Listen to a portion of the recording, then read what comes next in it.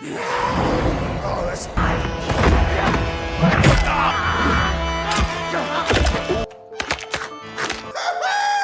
was never a great city. Hilda van der Kooi took it from us. They call it The Culling. Film dimulai dengan memperlihatkan sebuah kota masa depan yang dikuasai oleh wanita kejam bernama Hilda van der Kooi.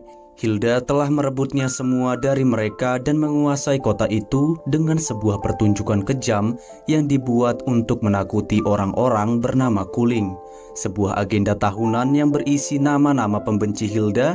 Jika namamu ada, dia akan menemukanmu lalu membunuhmu. Jauh di dalam hutan terpencil, seorang anak kecil bernama Boy yang masih hidup setelah peristiwa Culling bertekad untuk menjadi seorang prajurit hebat untuk membalas dendam kematian keluarganya. Dia harus menjalani latihan yang sangat ekstrim, kejam, dan menyakitkan bersama dengan seorang pria yang paling terlatih dan berbahaya bernama Saman.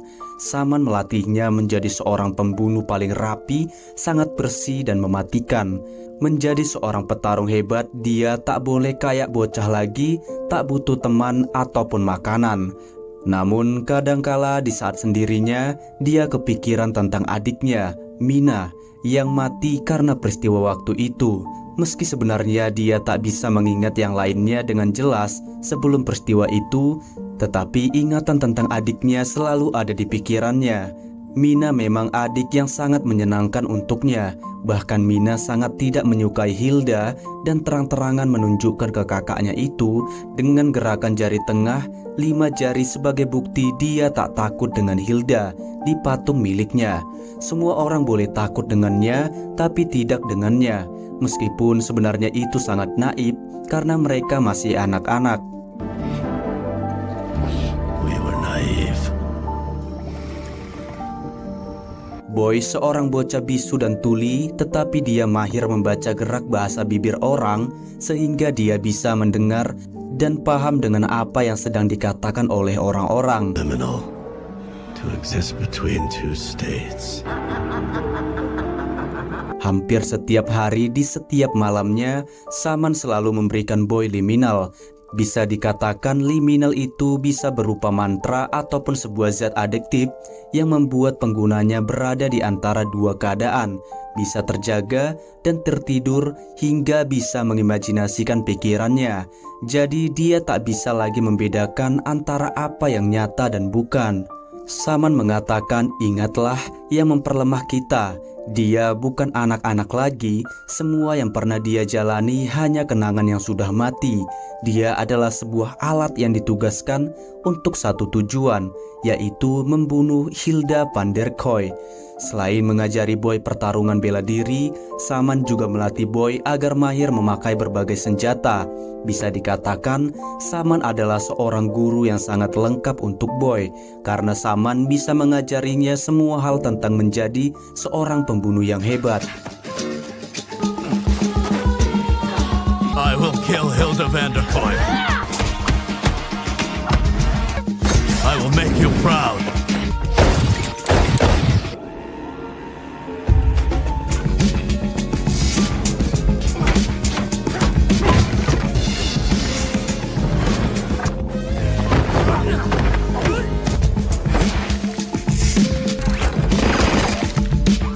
Waktu pun berlalu dengan cepat dan 10 tahun sejak peristiwa itu membuat Boy kini semakin tumbuh dewasa dan semakin terampil dalam bertarung.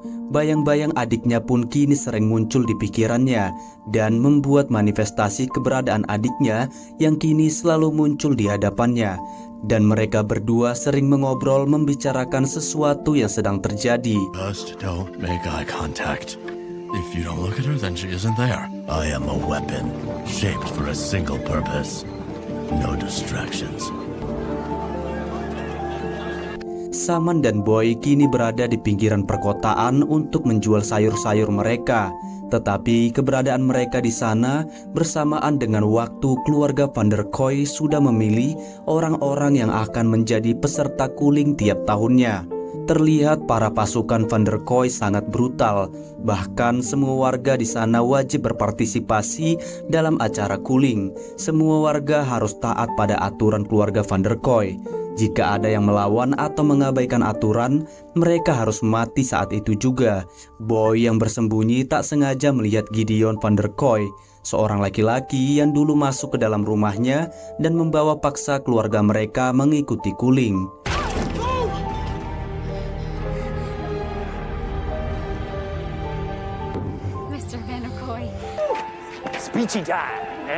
Glenn Van der Kooi mengumumkan kepada semua orang kalau acara cooling akan mereka adakan malam ini. Bersyukurlah untuk warga yang baik, karena kalian akan melihat orang-orang yang menimbulkan ancaman dan bahaya menjadi tontonan kalian semua. Ada 12 nama sukarelawan yang beruntung untuk mengikuti acara penting malam ini. Glenn memilih seorang pria yang ketahuan menyimpan sebuah senjata ilegal. Itu berarti dia dan juga anak istrinya harus ikut serta dalam cooling. Namun seorang wanita berteriak kepada Glenn untuk melepaskan mereka. Apalagi anak dari pria itu akan ikut dieksekusi juga dalam acara cooling. Jelas saja melihat ada orang yang membentak dirinya membuat Glenn sangat marah dan menembakkan pistol yang membunuh seseorang, sehingga menyebabkan keributan di sana.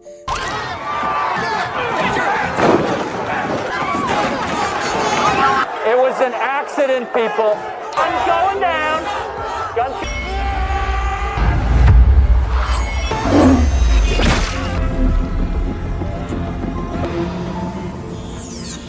Jun 27, seorang anggota keluarga Van der Kooi yang juga menjadi kepala bagian keamanan Van der Kooi, membereskan semua kekacauan yang disebabkan oleh Glenn. Boy yang bersembunyi dan melihat semua pembantaian itu sangat marah dan berniat untuk kesana menghabisi seluruh keluarga Van der Kooi. Namun Saman menahannya dan mengatakan kalau ini bukanlah waktunya. Glenn agak kecewa karena Jun hampir membunuh semua orang, sehingga mereka kekurangan orang untuk acara cooling. Harus ada 12 orang dalam acara itu dan menyarankan anak-anak yang masih hidup dibawa oleh mereka. Namun Jun menolak itu dan mengatakan silahkan saja membawa orang dewasa, tapi jangan pernah anak-anak. Saman pun mengajak Boy untuk segera pergi dari sana, meninggalkan tempat itu. Namun Boy mengisyaratkan akan menuntaskan dendam masa lalunya karena saat ini adalah waktu yang tepat untuknya. Boy pun berlari melompati gedung dan terus berlari hingga kini berada di dekat mobil Glenn dan berencana untuk masuk ke dalam bagasi mobil agar bisa masuk ke dalam markas keluarga Van der Kooi.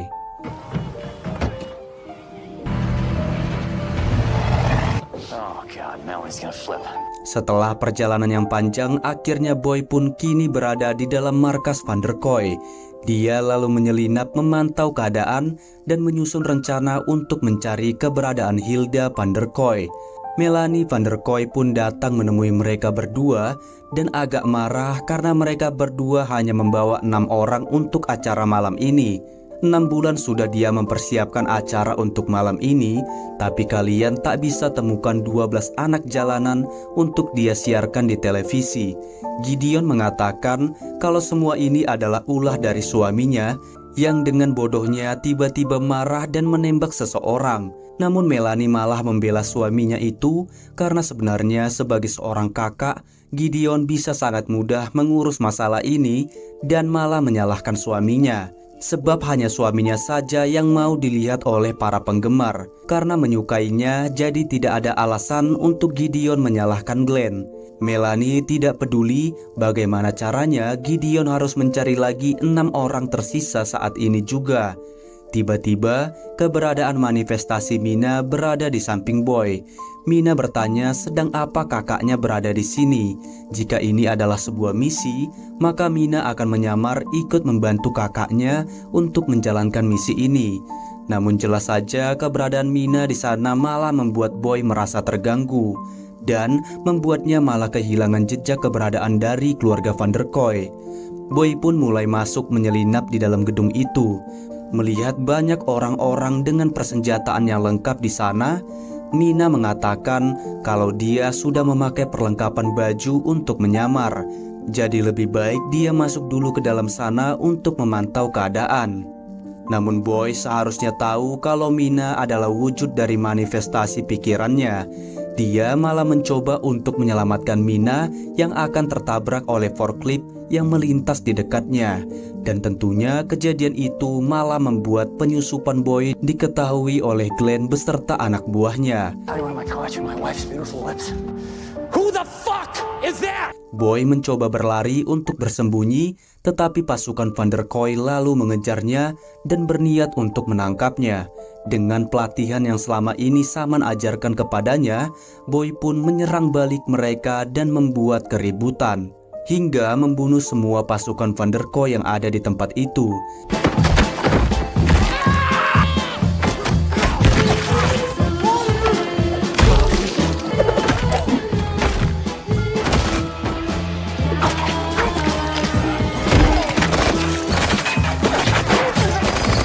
Seorang laki-laki bernama Baso mencoba untuk membantunya.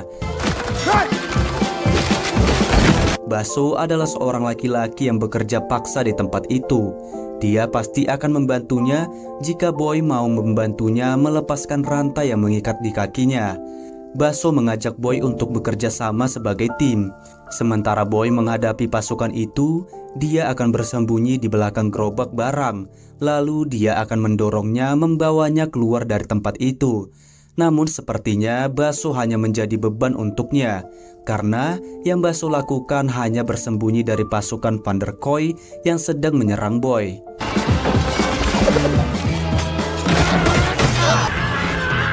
Heavy punch. Total knockout.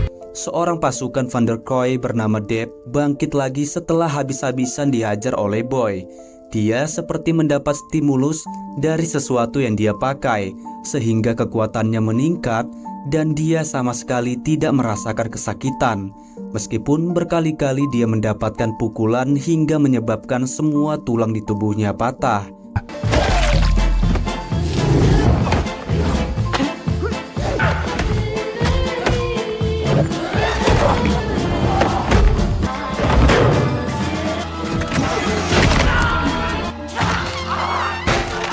Dude is fucking crazy. Dev sungguh gila. Meskipun kaki dan tangannya telah terpisah dari tubuhnya, dia masih hidup dan mencoba melawan Boy. Meskipun untuk berdiri saja dia kesusahan. Baso tak menyangka kalau Boy berhasil mengalahkan semua pasukan yang ada di sini sendirian. Tiba-tiba, Glenn menembaki mereka berdua, yang dibalas oleh Baso sehingga mengenai kaki Glenn. Boy berniat untuk membunuh Glenn, namun Baso menghentikannya karena dia pasti mempunyai informasi keberadaan Hilda. Baso mengancam Glenn dengan akan menjatuhkan sebuah mesin jika dia berbohong kepada mereka. Glenn yang sangat ketakutan mengatakan kalau Hilda berada di rumah besarnya setiap tahun. Saat sebelum acara Kuling, dia akan mengadakan pesta besar-besaran untuk keluarga gilanya. Glenn seperti orang licik dan mengatakan kepada mereka kalau dia berada di sini karena terpaksa. Mereka telah membuatnya seperti ini, padahal hati kecilnya ingin melakukan pemberontakan. Jika kalian butuh bantuan, dialah orang yang tepat dan akan membawa mereka berdua masuk ke dalam rumah. Namun tiba-tiba mesin itu terjatuh, yang tentunya membuat Glenn mati dengan kepala yang hancur.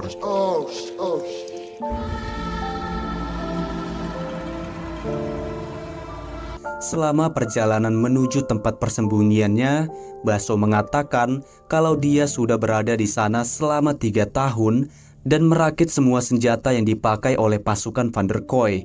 Dia adalah seorang pemberontak, namun Van der Kooi memanfaatkan Kuling untuk menakuti semua orang agar tidak membantu kami. Jika mau kalahkan Hilda, kita butuh pasukan dan tentunya dia beserta orang-orang dari kubu pemberontak akan siap untuk membantunya. Rumah itu terlihat sangat sepi dan tidak ada satu orang pun terlihat di sana. Namun tiba-tiba di balik kegelapan, seorang mencoba menyerang Boy yang kemudian dihentikan oleh Baso. Pria itu bernama Benny, yang juga salah seorang pembentuk pemberontakan selain Baso. Baso bertanya tentang gimana keberadaan semua orang-orang. Benny menjelaskan kalau selama Baso ditangkap oleh Van der Kooi, orang-orang di sini menghilang karena mereka sangat takut dengan Kuling. Jadi yang tersisa dari semua ini hanyalah dirinya.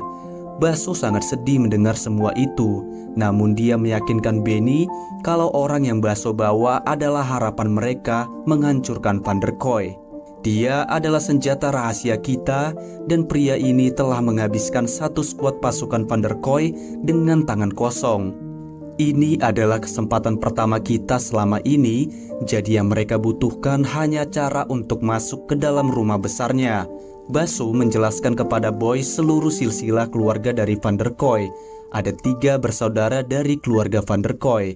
Mereka adalah Melanie, pengelola bisnis dan humas, Gideon, penguasa jalanan, dan Jun, kepala keamanan. Glenn adalah orang luar yang menjadi suami Melanie, namun kini dia telah mati. Semua orang-orang ini hanyalah patuh dengan satu perintah, yaitu Hilda Van der Kooi.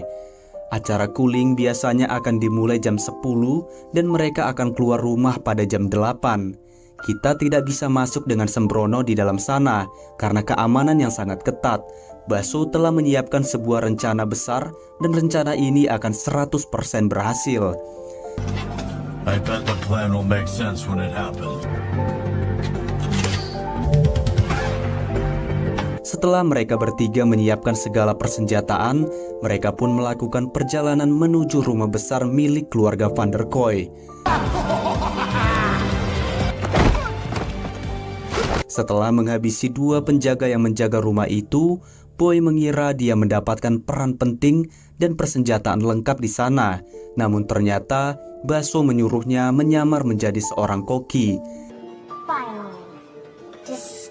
Sesampainya di dalam rumah itu, Boy melihat kalau seluruh keluarga Van der Kooi akan masuk ke dalam sebuah ruangan untuk makan malam. Dia lalu menuju ke dapur untuk memuluskan semua rencananya dengan akan menghabisi seluruh keluarga Van der Kooi.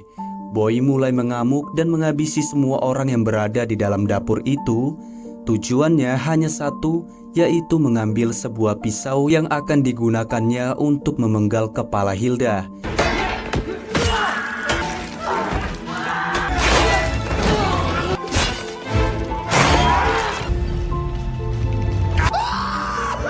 Wait. Namun Boy segera menyadari kalau yang ada di meja makan itu bukanlah Hilda maupun anggota keluarga besar Van der Kooi.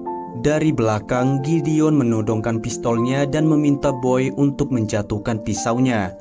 Gideon mengatakan kalau mereka semua adalah aktor kecuali sang nenek, dan dia memang sudah mempersiapkan ini untuk memancing orang-orang yang berniat membunuh sang ratu. Boy secepat kilat membalikkan keadaan dengan mengambil pistol Gideon dan menyandranya. Namun Jun berada di belakang Boy yang kemudian memukulnya dan terjadilah pertarungan di antara mereka.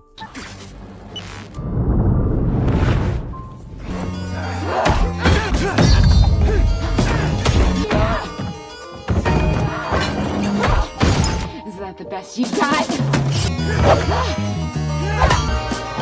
Come on. Boy tak menyangka kalau orang yang dilawan adalah seorang wanita yang membuatnya terlena, sehingga Jun mendaratkan pukulan hingga Boy terjatuh dari lantai 3 rumah itu dan membuatnya tak sadarkan diri.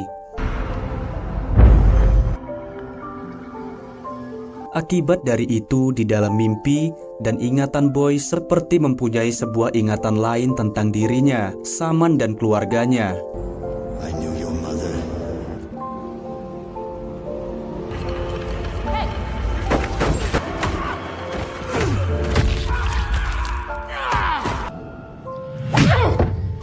Boy disadarkan Jun yang kemudian menanyainya tentang di mana keberadaan Saman, karena dia bisa langsung mengetahui dari cara bertarungnya mirip dengan Saman.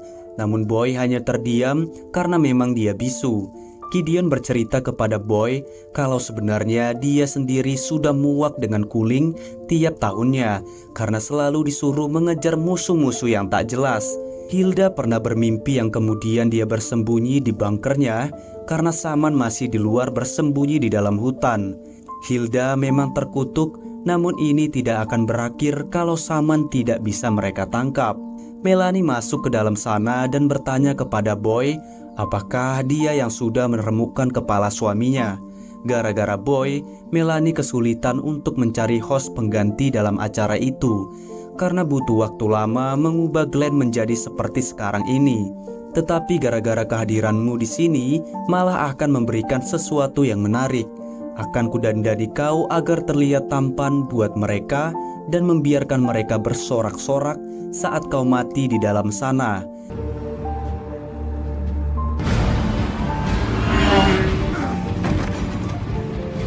I want camera 3 in the splatter zone. Terlihat Melanie dan June berada di studio tempat mereka akan melangsungkan acara cooling. Melanie mengatakan kalau Hilda akan datang ke sini untuk membuka acara ini karena Glenn telah mati.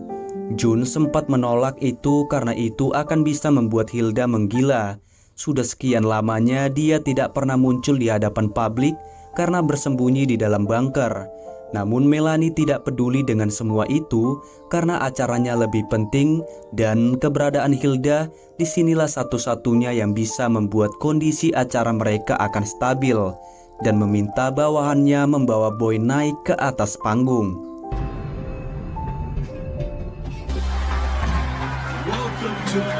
Cooling pun dimulai dan pembawa acara mengucapkan selamat datang di cooling. Sudah 25 tahun kita merayakannya dengan menyingkirkan siapa saja yang menghambat kemajuan kota ini. Tradisi paling membanggakan yang berasal dari awal yang sederhana, seorang wanita pemberani menerbitkan jalan demi sebuah impian. Pemimpin berani kalian, Hilda van der Kooi. Boy yang melihat Hilda untuk pertama kalinya setelah sekian lamanya tak bisa menutup rasa amarahnya. Namun dia tidak bisa berbuat apa-apa karena tangannya telah dirantai. Hilda pun seperti menggila di atas panggung yang selalu membuatnya tiba-tiba berbicara ngelantur tidak sesuai arahan dari apa yang ada di prompter. Apalagi setelah melihat bayangan orang memakai jubah di dalam sana. Tiba-tiba dia mengeluarkan pistol dan membuat semua orang yang ada di sana ketakutan. Melanie yang melihat itu sangat panik dan segera masuk ke dalam sana untuk mencairkan suasana. Boy seperti merasa ada sesuatu di kantong celananya dan ternyata itu adalah gergaji kecil yang sengaja dimasukkan oleh Gideon untuk melihat sampai di mana kegigihannya. Enough waiting. What are we all here to witness? Here they come to the front people. Acara itu pun dimulai. Terlihat beberapa orang pilihan yang dianggap melawan kota ini berada di sana dengan dikelilingi oleh beberapa orang memakai kostum yang mengajak mereka untuk berdansa di panggung itu. Namun tak berselang lama, para badut-badut itu menggila dan menyerang 12 orang yang dianggap melawan kota ini. Let the culling commence.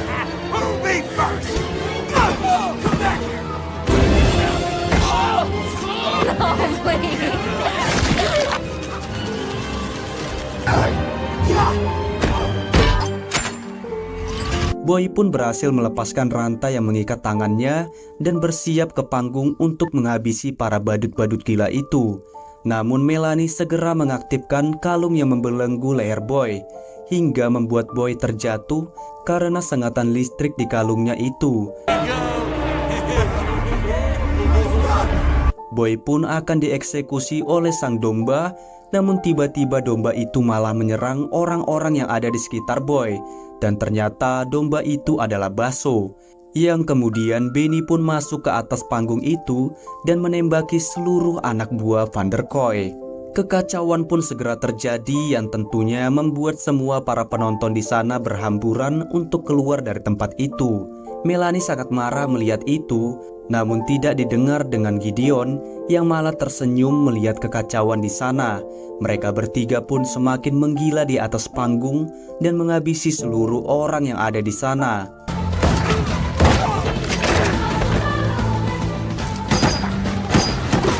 How is your little kitty show going? Gideon bertanya kepada Melanie apakah dia suka dengan pertunjukannya, karena Gideonlah yang memberikan gergaji agar laki-laki itu melakukan kegilaan di atas panggung. Jelas saja mengetahui hal itu membuat Melanie sangat marah yang kemudian menembak punggung Gideon.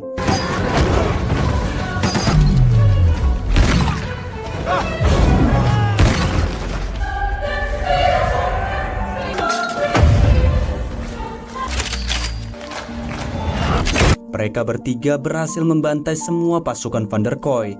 Namun tiba-tiba Melanie masuk ke dalam sana yang kemudian menembaki mereka.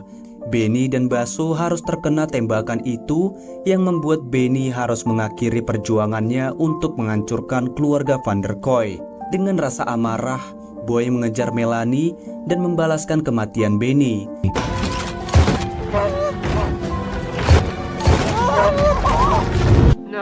No, wait. Setelah berhasil membunuh Melanie, Boy dan Baso masuk jauh ke dalam sana untuk mencari keberadaan Hilda. Namun pasukan Van der Kooi telah bersiap untuk menyambut kedatangan mereka. Destroy every mother.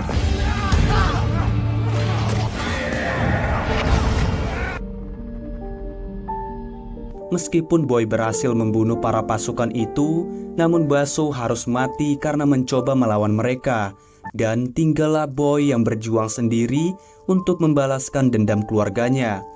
Selama perjalanannya mencari keberadaan Hilda, Boy bertemu dengan Gideon yang terlihat sudah sangat sekarat karena adiknya telah menembak punggungnya. Gideon lalu memberikan Boy kartu akses agar dia bisa masuk ke dalam bunker persembunyian Hilda. Sebelum Boy pergi, dia akan membunuh Gideon terlebih dahulu. Tetapi Mina mencoba menghentikannya karena itu sudah cukup untuknya.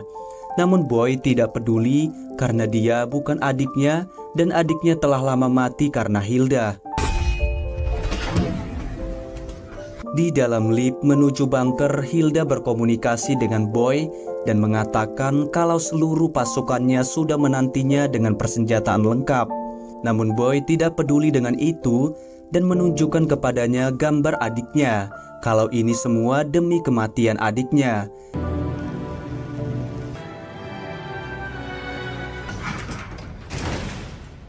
Jun dan beberapa pasukannya lalu membawa Boy untuk menemui Hilda di ruangannya. Namun, di dalam sana Boy malah dibuat terkejut karena melihat foto dirinya berada di sana bersama dengan Mina dan Hilda. Hilda segera memeluk Boy dan mengatakan kalau dia adalah ibunya. Apakah Boy masih mengenalinya? Pasti Saman sudah membuatmu lupa tentang siapakah sebenarnya dirinya. Ternyata selama ini Saman telah mempengaruhi pikirannya dengan menggunakan liminal untuk melupakan semua masa lalunya, membuat ibunya menjadi musuhnya, dan terus mendoktrin pikiran Boy kalau Hilda lah yang telah membunuh ibunya. Saman jugalah yang telah membuat Boy tuli dan bisu. Dengan memotong lidahnya juga melukai telinganya. Ternyata ibunya yang selama ini dipikirannya adalah istri Saman, dan Samanlah yang telah membunuh ayahnya. Saman adalah seorang tentara terlatih yang mendapatkan misi untuk menghabisi semua keluarga Van der Kooi. Di ingatannya yang semakin pulih, terlihat Boy dipaksa Hilda untuk menembak anak dan istri Saman. Namun, ketika dia akan menembak Saman, pikirannya menggila sehingga menembaki orang-orang di sana dan membuat Saman berhasil kabur dari tempat itu. Boy yang sangat frustasi berlari menjauh masuk ke dalam hutan yang ternyata Saman berada di sana dan berniat untuk membunuhnya. Namun Saman malah mempunyai pikiran lain dengan akan menggunakan Boy untuk menghabisi seluruh keluarganya sendiri. Hilda mengatakan kalau Saman telah memanfaatkanmu untuk membalaskan dendamnya, dan wanita yang ada di hadapanmu ini adalah adikmu Mina. Melihat itu, baik Mina ataupun Boy sungguh sangat terkejut dengan kenyataan yang terjadi. Ibunya tahu kalau Saman telah menculik putranya, namun dia menyembunyikan fakta itu dari adiknya. Tetapi seperti apapun penjelasan dari ibunya, Boy seakan tidak peduli. Namun satu hal yang pasti, Mina akan selalu ada di pikirannya. Hilda merasa kalau Boy tidak seperti yang dia inginkan. Dia malah memerintahkan Mina untuk menghabisi kakaknya itu karena Hilda berpikir kalau Boy sekarang adalah sebuah senjata dari Saman untuk menghabisi mereka. Boy hanya bisa pasrah mendapatkan pukulan dari Mina. Namun ketika Mina akan menghunuskan kepalanya, Boy mengingatkan Mina kembali ketika saat mereka kecil menantang Hilda di depan patungnya. Mina merasa kalau Boy masih sama seperti kakaknya dulu dan lebih memilih untuk membunuh Hilda.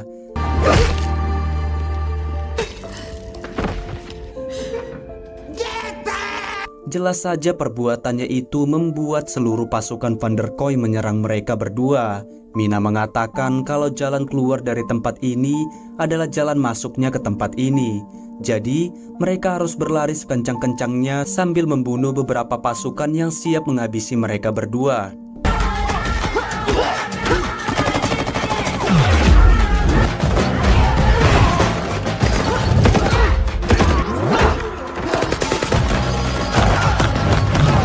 Puluhan pasukan Van der Kooi pun banyak yang tumbang oleh mereka berdua. Tetapi ketika seorang pasukan yang memakai baju anti peluru masuk dan terus menembaki mereka dengan berondong peluru, mereka berdua dibuat kewalahan hingga membuat Mina terkena tembakan itu.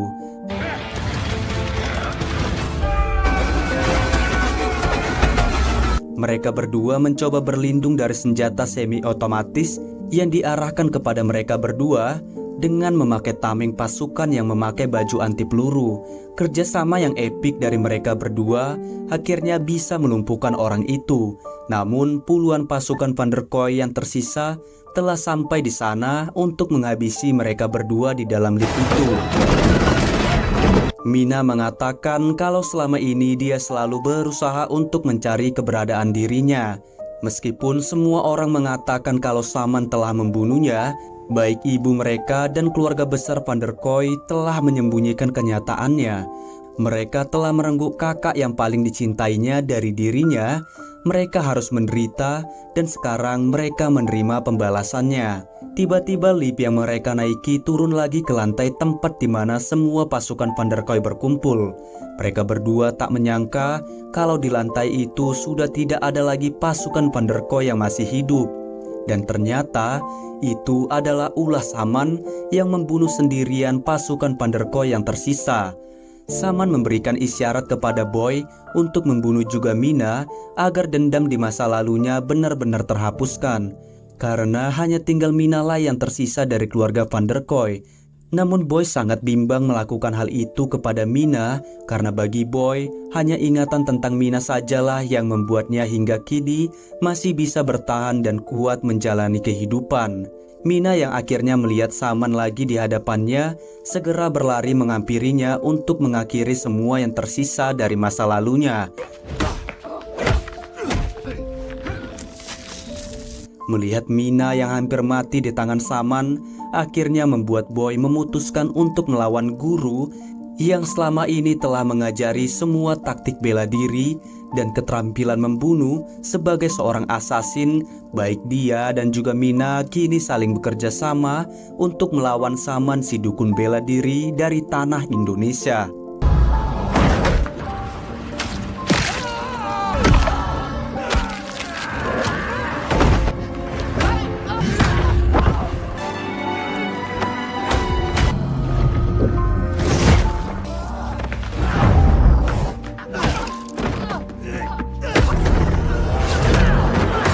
Mereka berdua terlihat sangat kewalahan untuk menghadapi Saman seorang diri. Bahkan baik Mina dan Boy harus mendapatkan banyak luka dari pertarungan ini. Hingga akhirnya puncak dari pertarungan ini semakin intens dan sangat sengit, yang membuat Saman harus mati di tangan muridnya sendiri.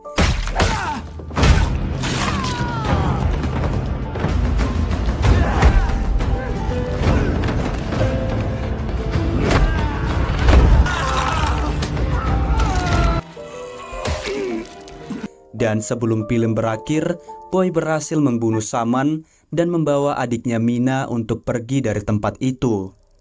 Dan film pun tamat. Oke guys, makasih udah nonton. Sampai jumpa di film selanjutnya. Jangan lupa like and subscribe agar kalian tak ketinggalan. Sekian, terima kasih.